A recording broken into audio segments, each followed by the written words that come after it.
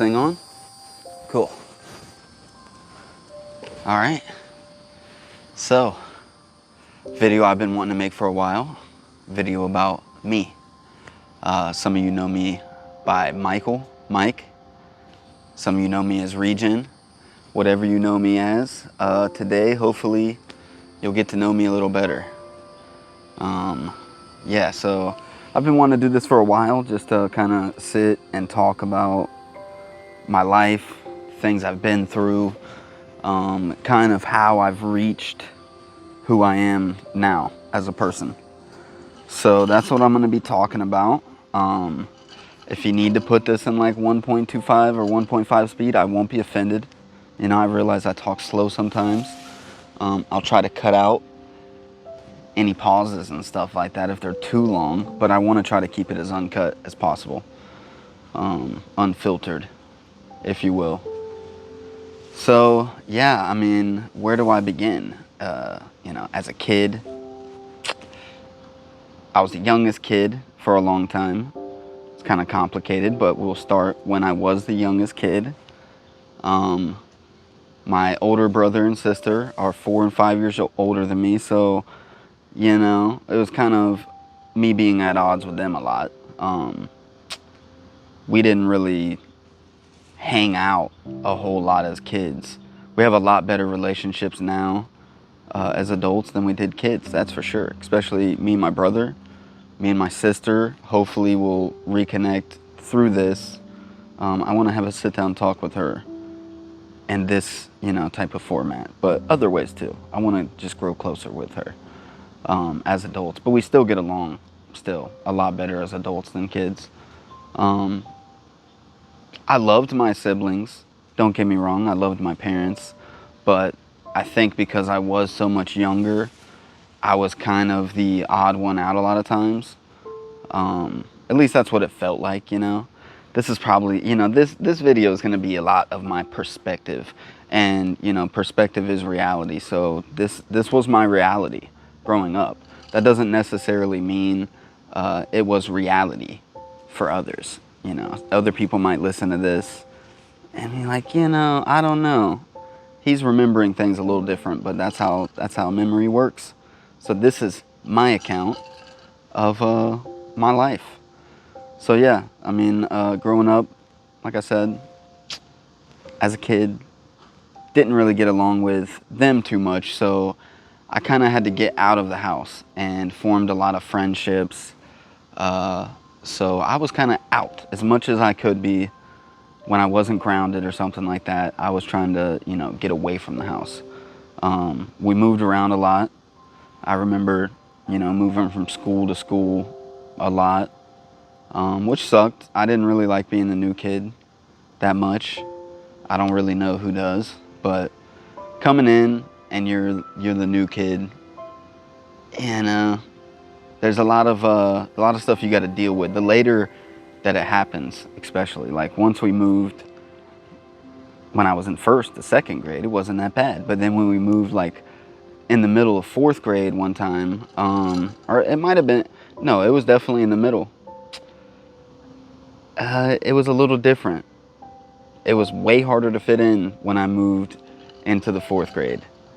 And you know, that's just how kids are. But I did find some friends. In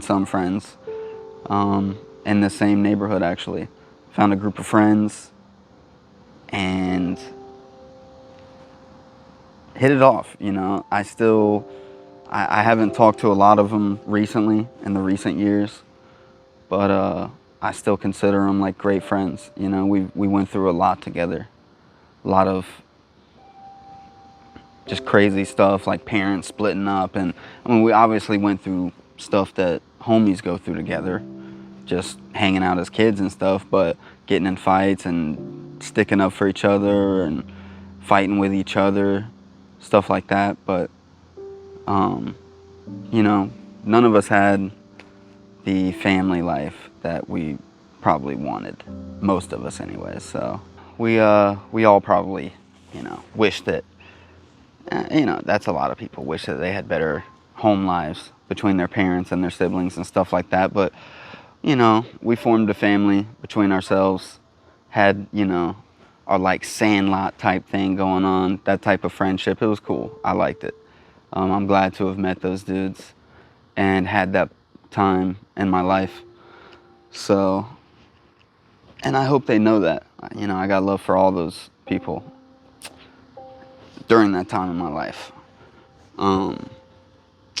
But somewhere along the line, growing up, uh, along the moves and everything, I did, you know, I did get some anger built up inside of me. I had some issues, which led to a lot of trouble early on, even. I mean, I remember in the 4th grade, even just having trouble fitting in, having trouble vibing with my teachers. And you know, I got mixed up with a few bad kids along the way, but along the way, I became the bad kid. You know, I was influencing people badly, and I developed low self-esteem for sure. Didn't think highly of myself because, you know, just talking people into doing bad stuff, whether it be in class or outside of school, and then seeing them get in trouble for anything from their parents or the teacher, just ain't, it doesn't linger well, doesn't sit over well after a while. And that stuff started to get to me, and it started to make me feel like, you know, especially once I moved into this neighborhood that I currently live in now still. I haven't lived here the whole time, but I have moved back here recently. Once I moved here as a kid, I had already developed those bad traits, and I met the group of friends that I became friends with for until now still, even though we don't talk all the time. They looked at me like, you know, I was one of them. I was definitely one of them, but I had already developed some bad stuff that carried over with me, which, you know, sometimes, I got in trouble and I was not allowed to go to my friend's house anymore. And it hurt me a lot because I wanted to get away. I wanted to get away from my house. I needed it. And, you know, I was limiting myself heavily by my behavior. And the more and more isolated I became within the friend group, you know, the more and more I resented myself, and my self-esteem dropped lower and lower.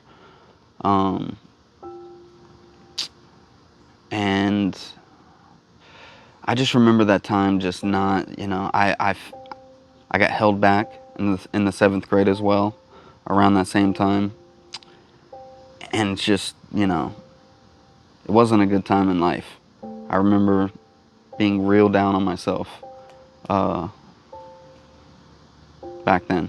It's hard keeping all this in like an order in my mind. You know, I thought about writing things down before this, but I don't want it to be like that. So even before that,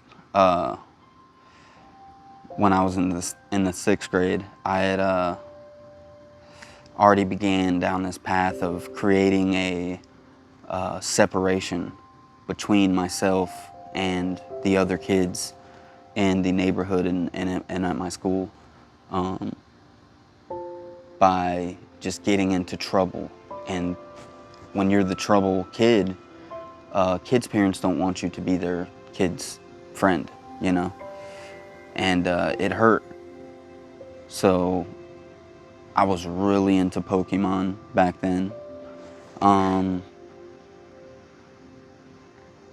And my binder of Pokemon cards got taken at school. And we had like portables. I don't really want to say what I did because I don't want anybody to get any ideas because I feel terrible. But basically I went in after school was over and got my cards back. and I got in trouble for that. Police were involved. And when I was out of school, I got basically suspended while they investigated. Because I was such a troublemaker. There was only me and one other kid who were that big of troublemakers. For some reason, it was directly straight to us. So I'd built up a reputation for myself back then. 9 times out of 10, it was me that was, starting the trouble. So I got into trouble with the law for the first time because of that.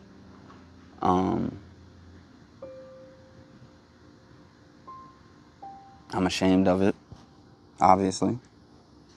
Still messes with me a little bit. I mean, I'm not that person. Obviously, I was in the 6th grade, but it is still me, after all.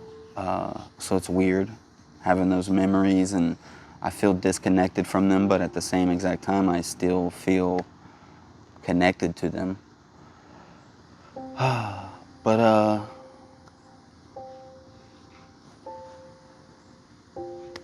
while I was out of school, I was told by a friend that they were doing a survey. They held a survey while me and my other friend that was a troublemaker were suspended on who they thought did it. And I guess a lot of people voted for me, and that made me feel some type of way. And that was kind of the start of it. And then, later into the 7th grade, I get held back, and it just escalated very quickly to where come 8th grade, I mean, I literally had like 0 self-esteem. I remember getting a 13F in a class because I just wasn't even trying. That part of my life was pretty bad. Right around that same time, my brother had gotten into some trouble, and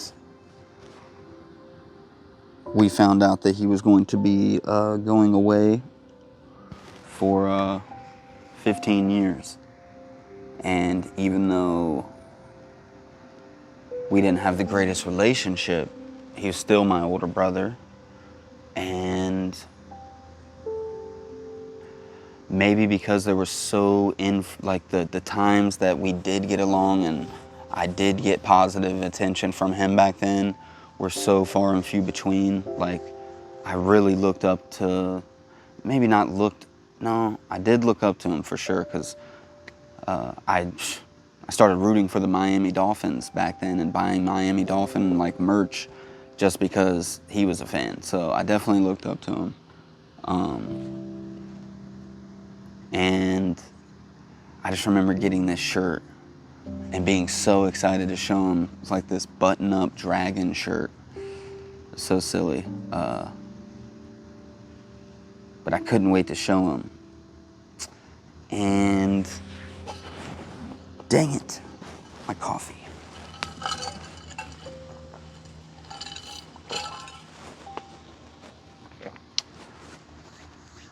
He doesn't come home that night.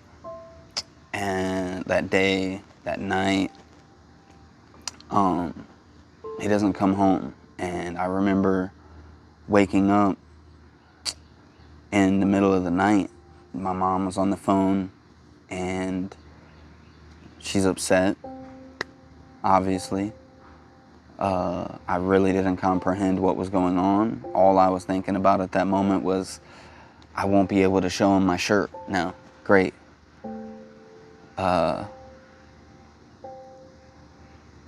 He went through a lot of court stuff for almost a year. I'm not gonna get into what happened with him or anything. It was so stupid. Maybe one time when he comes on, I can get into that with him if he's comfortable, but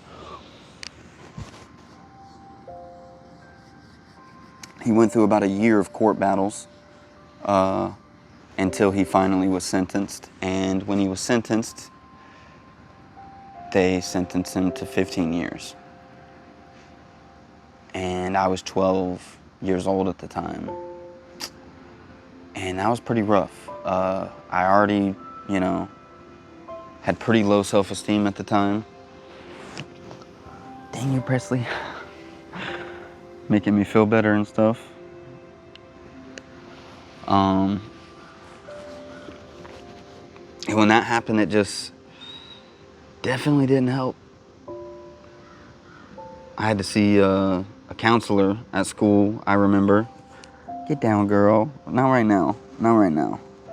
So, you know, my brother ends up getting sentenced 12 and a half years. Well, 15. He'll end up having to serve 12 and a half years. That's what he ended up serving total. So he was 17 when he went in. 12 and a half years is what he served. So basically every major birthday that the dude had, he spent, you know, behind bars. I had gotten into the trouble that I had gotten into with the Pokemon cards in my school, which just, you know, it created such a bad reputation for me.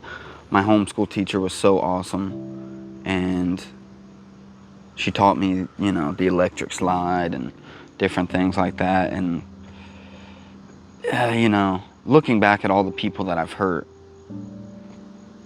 is what gave me the low self-esteem for a long time, even years and years after this. It really didn't affect me right then, the way that it really started to seep in later. So I've done all these things. I'm a troublemaker. I'm getting other people to talk or get into trouble, you know, in class or outside of school, do bad things. I'm that kid. So you don't want your kid to hang out with me.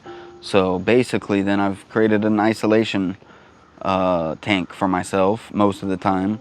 Sometimes, you know, I would be able to get out, and that was awesome. When I did get out, on a positive note, you know, I was just active, man. I used to ride bikes. I used to skateboard. I used to go to the skate station all the time. I was a rink rat like no other. And I used to love being active, man. It took my mind off of things. And I've never been in like formal sports or anything. I tried football, didn't really like it. Came in late once again, so it was just weird. I hate being that new kid. I really do. I hate being put on the spot and everybody's looking at me when I'm not ready for it. Like if I'm ready for it and I've kind of been eased into it, I'm totally cool. But if you just take me and throw me in those situations like that, and then the spotlight's on me also, I hate it. So, you know, I was pretty active for the most part. But, you know, I had started to create I had slowly created this thing to where even if I was around people, I was still not fully there with everybody. I can't really explain what it felt like. And I'm not sure if other people felt it or not, but there was a few things along the way that just messed me up, and I felt different. And I felt like I just, you know, I could kick back and I could release and I would have so much fun. And then it would just, everything would hit me, and I would go on periods where I wouldn't leave the house. And even if I wanted to leave the house, I had isolated myself with certain friends. So it was, those were rough days. I look back at those times, even though there were good days and all this stuff, it's so overwhelmed with bad. My relationship with my parents at that time was up and down. It was so weird. Like I remember when I was really young, my dad and me were like that, you know, until I was maybe 5 or 6, and then it just started. I'm not really sure what all started it. Maybe problems between him and my mom. He had a really rough past with a lot of regrets. He lived with so many regrets. So I'm not really sure what caused mine and his relationship to go downhill so abruptly, but it sure did. And we just had a hard time connecting on anything. And I didn't really learn a lot from him growing up. The life lessons that have stuck with me from my relationship with him are like more of what not to do. I know the things that he had on his heart and who he was deep down, and I know the things that he regretted and the things that he could go back, if he could go back and change. I know the things that he would change. I'm happy who I am now, so I know that if he could come and do everything over again, looking back and seeing what I'm accomplishing, like with my children and my family, I know that he would do all of that again. It's weird how life works, and certain people have to live these lives filled with torment so the next generation can not have to go through that. But even though he didn't teach me a lot of lessons, he left me with a lot. The way that I live my life is really focused a lot on around him, and how the things that if he could go back and change those things, I'm trying to live that type of life. And it's owed a lot to him. But growing up, it was,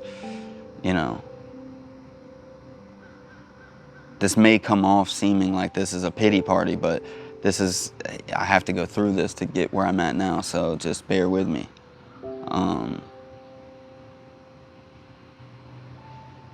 Oh man, me and my mom, it was weird, man. One of the best memories I have when I was a kid was my mom and dad both coming into my bed and waking me up together. And I don't know, that memory has stuck with me for so long. And I love my mom. I love when, we would talk or like do anything fun and she would tickle me, or like anything that a mother and son do. She's a tough lady though. She's a tough cookie. And I feel like a little bit because I'm 4 and 5 years younger than my other two, she kind of got a lot of that out of her system already. There wasn't a whole lot left for me in certain regards. So we have a great relationship now. Like, we have an amazing relationship now. And this is another thing to where it's like, I know she regrets things, but if she went back, if she had the ability to go back and change anything, I wouldn't be who I am now. So it's a butterfly. I'm grateful for everything at this point. We're just going through the story. So I'm in a rough spot, and then the few things that I am enjoying, my friendship, my group of friends, that I am able to, see when I can see them, and going to Skate Station, which is right up at the front of the neighborhood where I lived. And it's just finally like some normalcy. And my troublesomeness just kept getting me in trouble, man.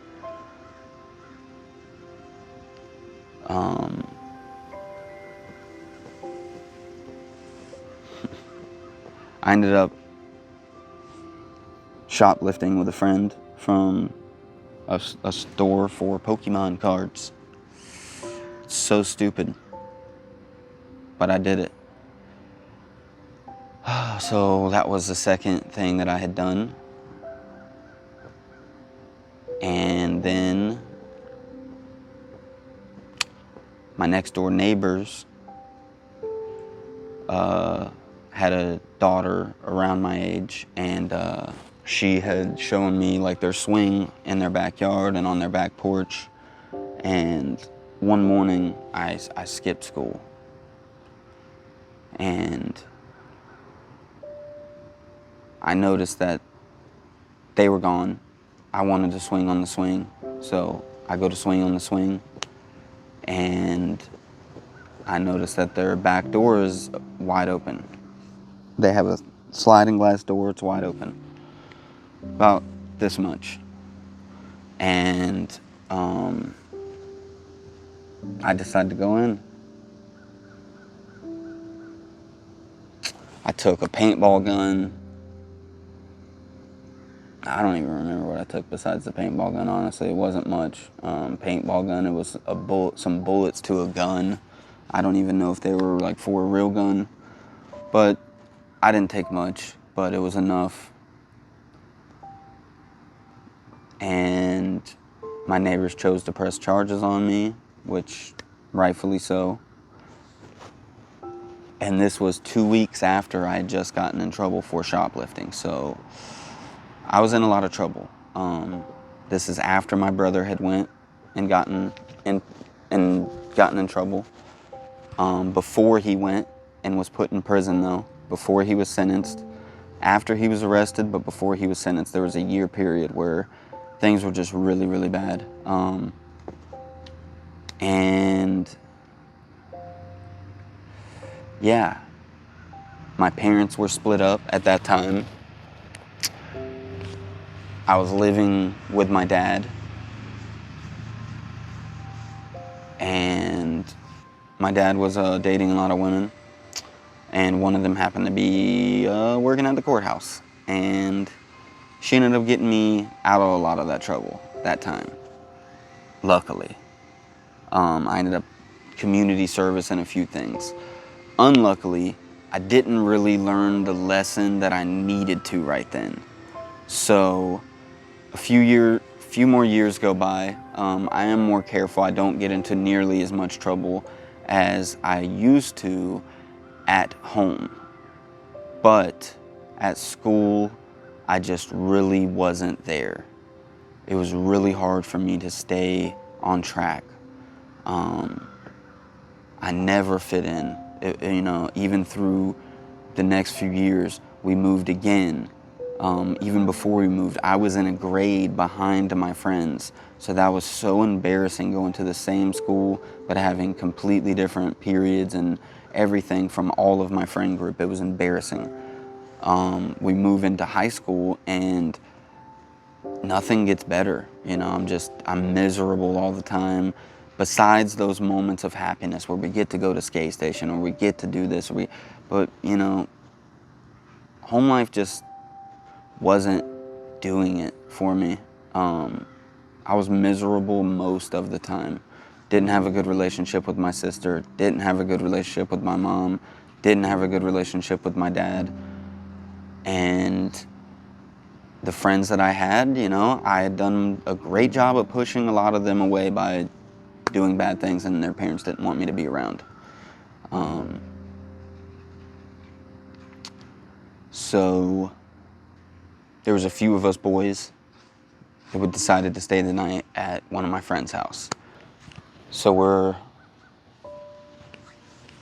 hanging out that night. We decided to go down the street to this strip mall complex and get on the roof and throw little tiny rocks at people as they walk in. Not at them, but like around them so they would hear them. We weren't hitting people with the rocks, I swear. So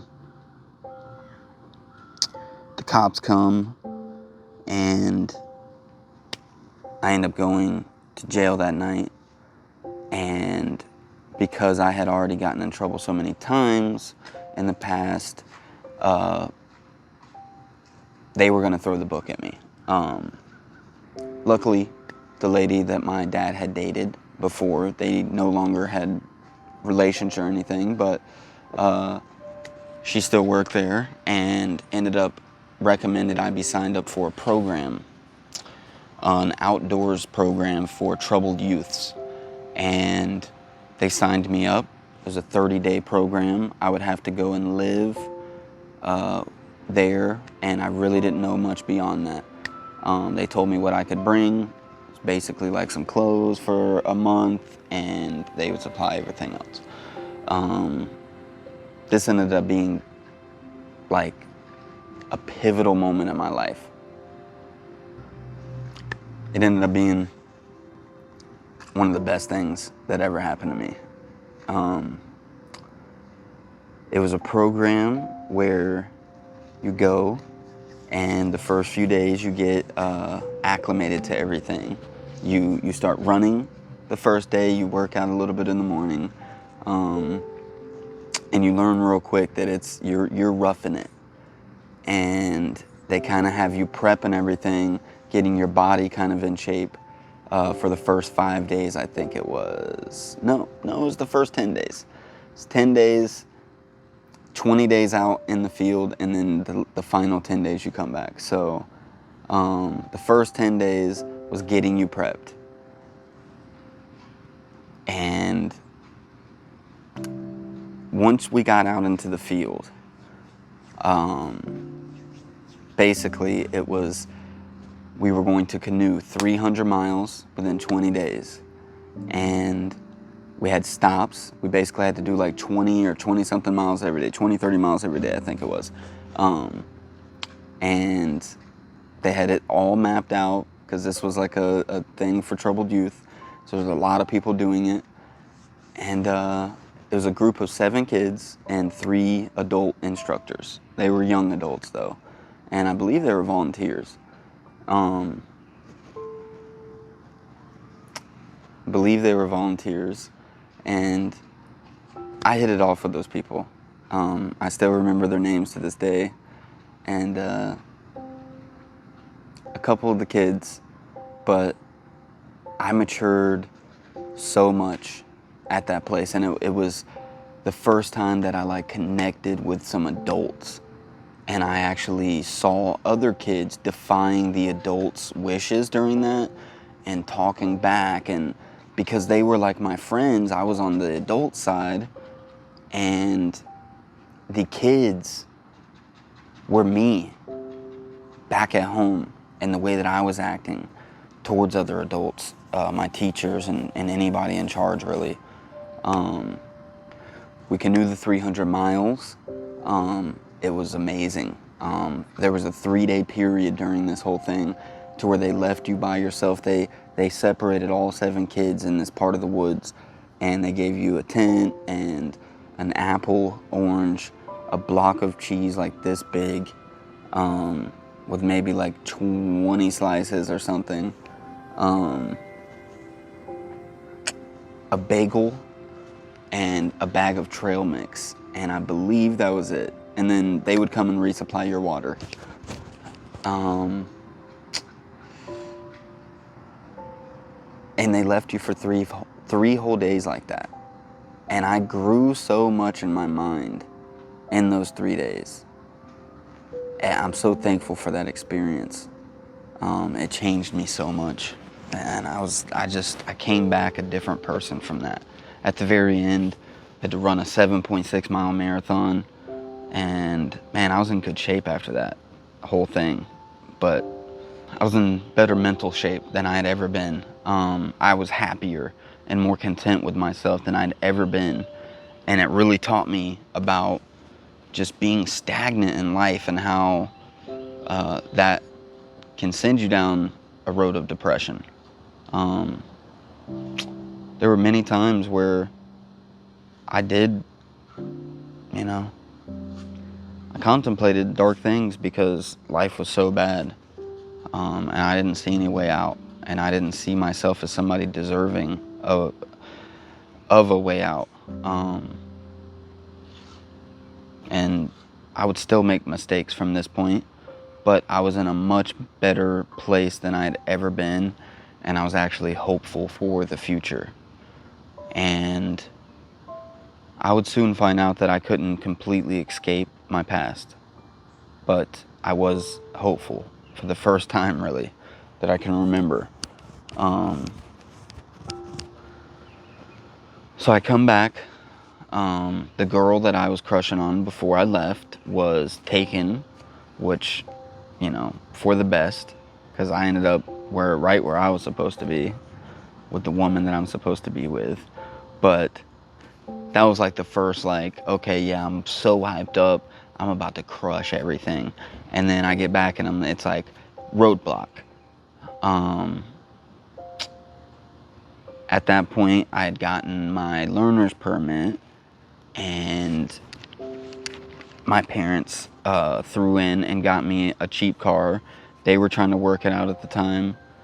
Um, and things were going decent. I actually listened to my teachers and was doing okay in school. One morning, my sister and I are driving to school, and we get in a pretty major car accident. We got hit from behind, hit the person in front of us. There was a barricade next to us. We ended up driving, getting slammed up into the barricade, coming back down into the car that we had first hit in the back. It was pretty crazy. Me and my sister ended up having to go to physical therapy for many months because of that. I missed a lot of school because of it. And when I went to go back and get back into school, there was some type of miscommunication between the school and my parents along the way somewhere, because I was told when I went to go back and enroll again with my father, my parents had split up again. He went to go enroll me back, and they told him that I was supposed to be doing homeschool that entire time. I honestly had no idea. I really didn't. I probably would have tried to get out of it either way, but I really had no idea that I was supposed to be doing that. He was really upset with me. I remember that day, because he thought I was lying.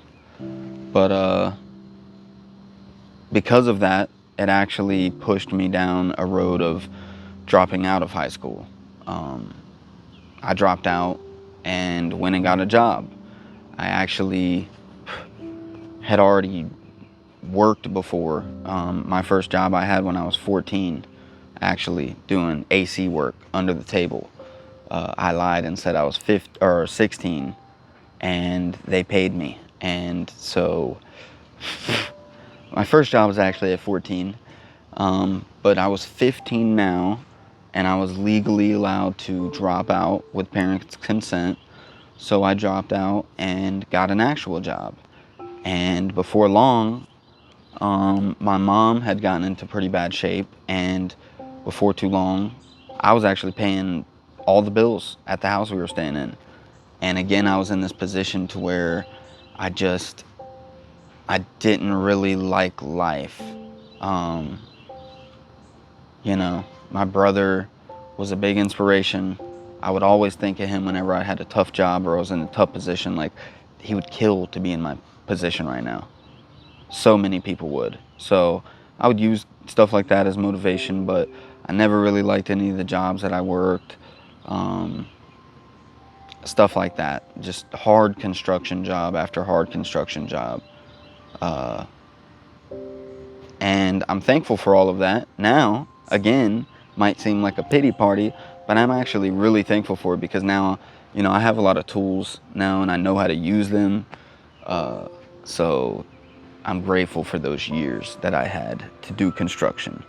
Had many different construction jobs and many useful jobs, and I always seemed to have enough time in each one to pick up the skills that I needed to just move on. And now that I'm, where I'm at in life now I have adequate enough skills in all these different areas to be a pretty well-rounded dad, I think. So it's good. And a husband. Get out of here, dude. So I'm working, everything like that. And I end up moving to Georgia with my dad around 17. I end up moving to Georgia. He had moved back to Georgia where he grew up at. Him and my mom just had tried to get back together a couple times. It just wasn't working out. He was very unhappy here. He had gotten a DUI, so he decided just to move back to Georgia, to his hometown where his mom lived and everything like that. So he moved back, and so I moved in with him, and I hated it. he was living actually with his mom. So I moved in with him and my grandmother, Benji Granny, as I used to call her. And so I'm living with them, and I actually turn 18 up there with them. And I remember hating it up there. It's a hick town up in Georgia, and I just had no friends once again, and it was just giving me all these old feelings back that I hadn't felt in a while. And I had to get out, and he understood. My Benji Granny understood. She actually gave me a little bit of money to go back to Florida with, back to Jacksonville, and hopefully get myself another vehicle. So that's what I did. I come back to Florida.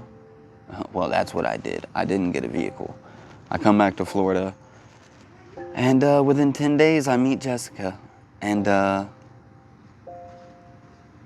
you know, she was another just, you know, big moment in my life of change. So I'd never met anybody like her or her family that was so positive and uplifting and just positive. Like, nothing could get these people down. I went over there one of the first times going over there, probably the first time going over there.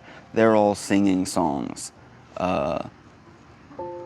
Not like weird Kumbaya songs or anything, but they're singing songs, and it's old like 70s jams and stuff like that. And I could just tell like their parents seemed like you know, hippies a little bit, but really cool hippies, modernized hippies a little bit, but still like a hippie vibe. And they just seemed super friendly, super nice and genuine, and you could tell that they had instilled that into their children. And Jessica was just so nice. And as her grandparents put it, she had this spark. And she rubbed off on me a lot. But my past was still yet to be done, like affecting my present.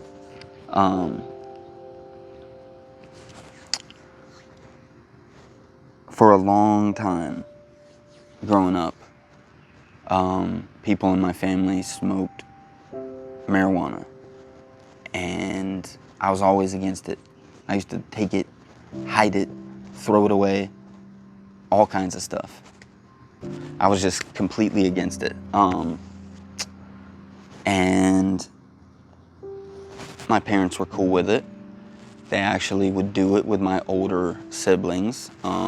And their mindset was like, you know, better off doing it here with us and having a safe environment to do it in when you want to do it than having to go in an unsafe environment. You know, that was the mindset, I suppose. So it wasn't until I was like 15 until I actually tried it for the first time with my friends. I like would refuse to try it with my older brother and sister. We just did not have that type of relationship. I was against anything that they wanted me to try. So they wanted me to try it earlier than 15. I refused. Around 15, I start trying it with my friends. Start doing it all the time. I mean, it like became a huge part of my life from that moment on, from 15 on. And I remember my sister and my mom finding out, and then, you know, it was like I actually started bonding with them at that point there. And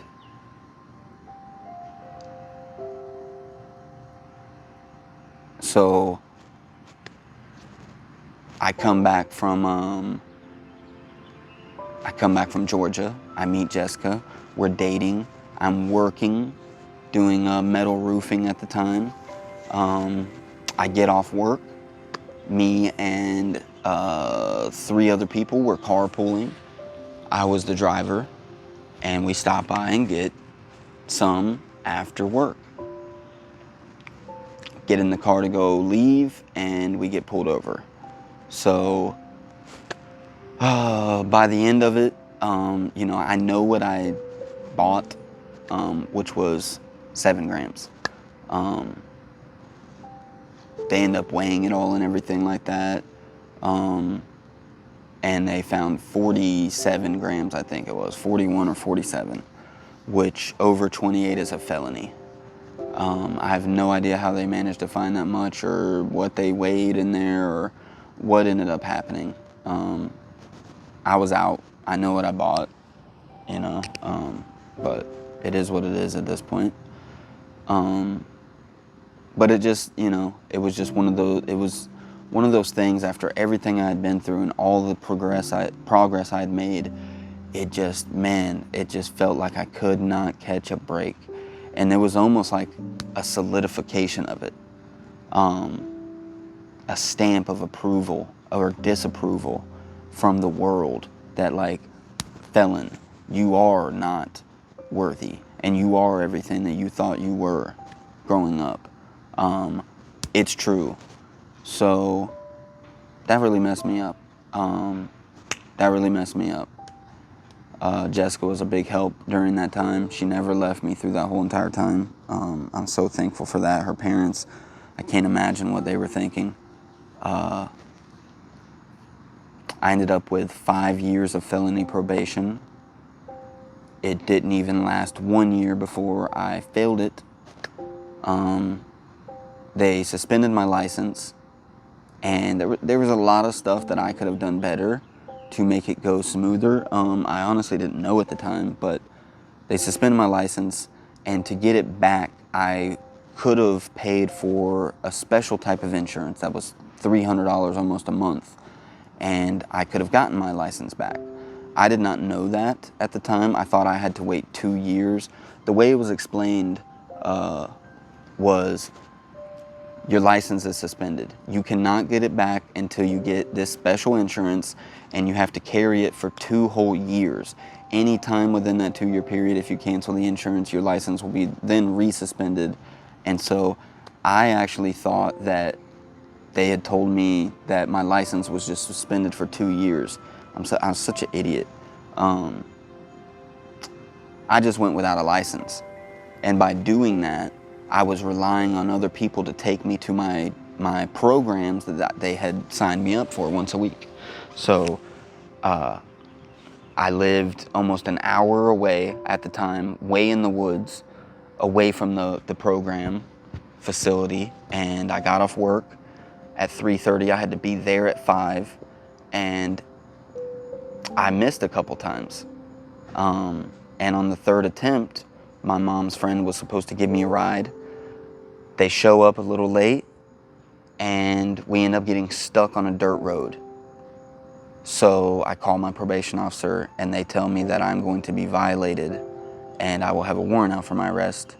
So that goes through. I end up spending 44 days in jail. Felt like an eternity, man. And this is the same jail my brother ended up having to stay there for a year through all of his court cases, all of his arraignments and court date, until he finally got sentenced. He had to stay in the county jail for a year. And I have no idea how he survived, because it literally felt like a nightmare in there. And 44 days was enough. It broke me, man. It was enough. Jessica came and got me the day I got out. Or actually, no, my mom came and got me and took me to Jessica.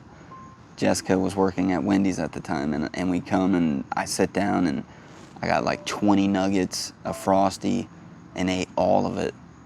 And I don't know. It was just, it was a rough time. And after that happened, I had a felony on my record forever. No expunging it. It was,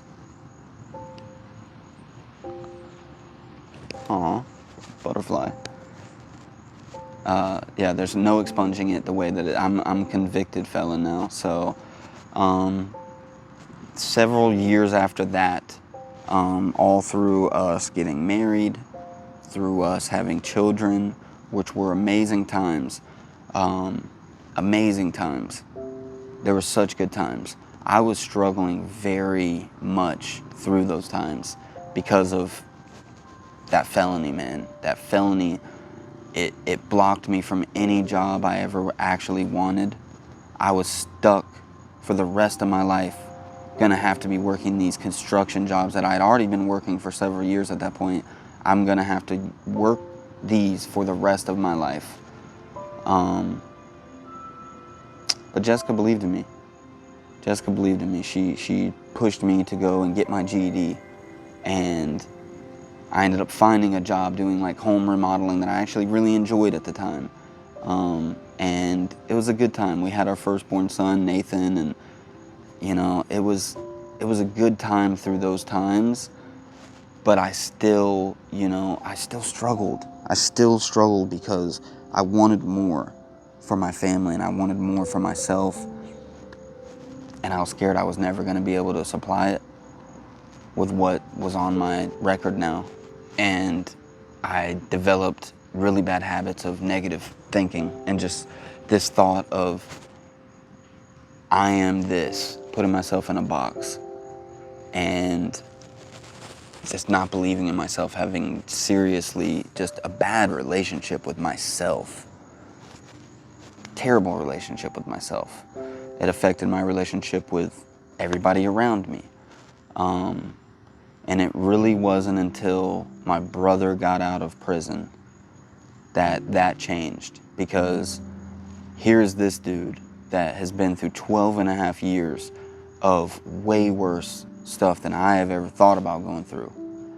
And here he is, so determined. He's got a felony conviction too. So determined to do his thing and to achieve what he has in his heart to achieve.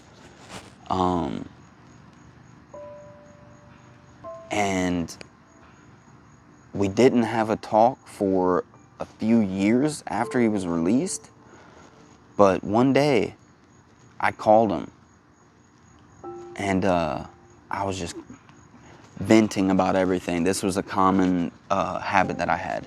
I would call people and want to complain about everything that was going on in my life. And by doing this, it was causing it to come back into my life over and over again, is what it seemed like. But I called him, and he stopped me, and he's like, dude, like, I don't talk to people like this. I don't usually conversate with people who are on this type of vibe, but you're my brother, and I care about you, so I'm gonna talk to you, but this is all I can do. Like, you need to watch this video, you need to read this book, and then call me after and we'll talk. And he kind of gave me a brief summary of what they were about, and basically, the first movie he told me about was the movie The Secret. And this movie, I mean, it's filled with a bunch of mumbo jumbo, don't get me wrong, but its basic premise is you are attracting everything that's going on in your life. You're attracting it, whether it's good or bad. And man, I vibed with that at that moment. I was like, okay, yeah, this makes perfect sense. And so I used it for a little bit. I got on a super positive vibe, and I got in the best shape I'd ever been, got the best paying job I'd ever I'd ever had in my life. I was the manager of a flooring company, set of warehouses, and I was happy. I was able to run my own show, and I was able to prove that I could do things. I could accomplish things. And I was an excellent manager up there for the years that I worked up there. And it wasn't so much the secret, but it was a different perspective. It was a different perspective. And even though it is a bunch of mumbo jumbo, the premise is, like, it does not help to be so negative all the time. Being negative all the time is not going to do anything for you. It's going to make things worse for yourself, if anything. It will do things for you. It will make it worse. It's definitely not going to make anything better. You magically will not make everything better by thinking about it happening, but by staying in a positive mind frame, things come to you. And things started coming to me, and things started lining up. Things started making sense where they didn't make sense before. And everything started clicking for me. And like I said, I was on the best job I had ever had, the best place we had ever lived, best relationship with my wife and kids that I had ever had. Everything's going amazing. And then, I want to help my father at this time. It started becoming a thing to where I'm like, I want to give this to other people in my life who I know are struggling in the same way with all this regret. And always, it's one thing that my dad did, was always talking about all the things that were going wrong instead of the things that could be going right. And so I wanted to help him, and I wanted to help other people too. And this was when it first started coming to me, the idea of Regeneration Nation. And at first it was my Regeneration Nation, and it was like a play on words, like my generation, my regeneration, my nation. Like, it doesn't matter what nation you're from or anything like that. I know that we all struggle with similar things deep down, fundamentally. We all struggle with vastly different things, don't get me wrong, but like, when you break it all down to its very basic layer, it's a lot of the same stuff. So that's the idea of the name, and that's the idea where the idea first started. And before I could fully get where I needed to be to help my dad, he passed away. And I still haven't really dealt with it, because it was rough for me. There was so much unsaid between us. There was so much undone, and just, I was just reaching this point of having the ability to help him in so many ways. And he's struggling with circulation issues. He ended up having to have one of his legs amputated because of it. Went through a lot of health issues. And he was actually on the upswing and starting to do good with his prosthetic, from what I hear, and had an accident, had a fall. And I got the call one night when me and my wife's husband, or my wife's husband, me and my wife's father, my father-in-law, were headed back with some Chipotle for everyone. I'm driving, and I get a call from my dad's wife. And she's crying, and she tells me that he's not with us anymore. And I didn't know what to say. I just, I started crying. And I was pretty broken up about it for a few days. And then I just blocked it out.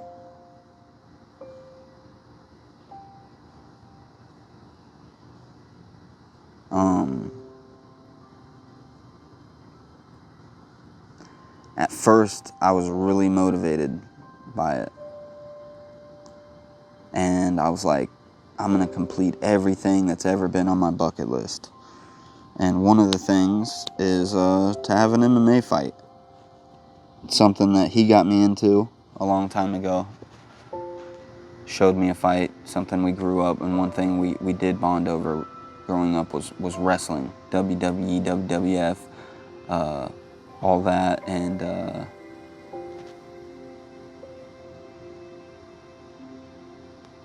he got me into MMA. Showed me Vitor Belfort versus Marvin Eastman. It was the first fight I ever saw, and I fell in love with it. So it was something that we could bond over for from then on until he passed away. And it's something that I always wanted to do. You know, I used to box in my backyard with people from school and stuff like that. I used to invite them over, And I was pretty good at it. I enjoyed it a lot. And it was something that was on my bucket list along with a lot of other things. And because that happened with him and he passed away so abruptly, my perspective was so skewed. My friend Brandon had invited us to go watch some MMA fights one night. We went and watched them. He said one of his college buddies was fighting. So we watched that, and so I followed the guy on Facebook. A few months later, I saw him posting about needing a replacement fighter to step in for an organization he was helping out with. And I had this on my bucket list, but I had not trained a day in my life yet. I had never taken a boxing class, a jiu-jitsu class, anything. And so I take this fight. I call the guy, or I message him. He ends up calling. We talk for like an hour. I convince him to let me take this fight. He says the guy that I'm fighting has a very similar story, actually. So I was all in. Jumped rope and ran for about 3 weeks, about half as much as I probably should have in those 3 weeks. And 2 days before the fight, they tell me that my opponent's been switched with a much more experienced fighter. He had not fought yet. He was 0-0, but he had wrestled all through high school, and now he was actually the high school wrestling coach of the high school that he went to. So he had been training for a few years, and this was his debut. This was his hometown that we were fighting in. It's a hometown hero, come to find out. And yeah, luckily, I did not get, like, seriously disfigured in that fight. I lost, rightfully so. I landed one good punch right off the bat. Then he landed a punch. I end up going for a takedown for some reason. He takes me down, gets my back eventually, and ends up rear naked choking me, first round. So it was a really crazy experience. It was so stupid of me. I ended up taking jiu-jitsu classes after that, and I'm thankful for doing that. But man, it was so stupid to do that way. And it was another thing that sent me down a darker path for a little bit. It took a little bit away from my growth and stunted it a little bit. And, you know, my dad passing away altogether stunted my growth, I feel like. But life's all about peaks and valleys. And I had went through a peak when my brother got out, and he taught me so much, helped me get on this path to really teach myself a lot. But then all this stuff happened with my dad and this MMA fight, and it was another valley. And then I found Twitch. Right before that, I decided I'm just going to write blogs. The Regeneration Nation thing, I'm just going to write blogs. It was going to be like weekly or daily blogs I was going to write. And I was watching a lot of Joe Rogan podcasts at the time, and he had this Twitch streamer on. I can't remember the guy's name, but he had him on. And then that was the first time I heard about it. And then he had Mighty Mouse on, and I was like, okay, like I'm into UFC. He had the current champion of one of the weight classes on his podcast, and I was like, dude, I could do this. I could actually roll this in. You know, I've always been into video games and stuff like that, and I could just roll this in and use this and reach even more people faster. So Regeneration Nation was taken. I went with Regen Nation and started streaming on Twitch. And and my whole mindset was to try to change the world. And I never really did that, okay? I basically just made funny gameplay videos for a while there. I've dabbled with a podcast here, podcast there, been on other people's like podcast type things. But what I really wanted to do and the mark that I wanted to hit was never really being hit. So I've taken breaks and then I've started back, and I've taken breaks, and I've started back.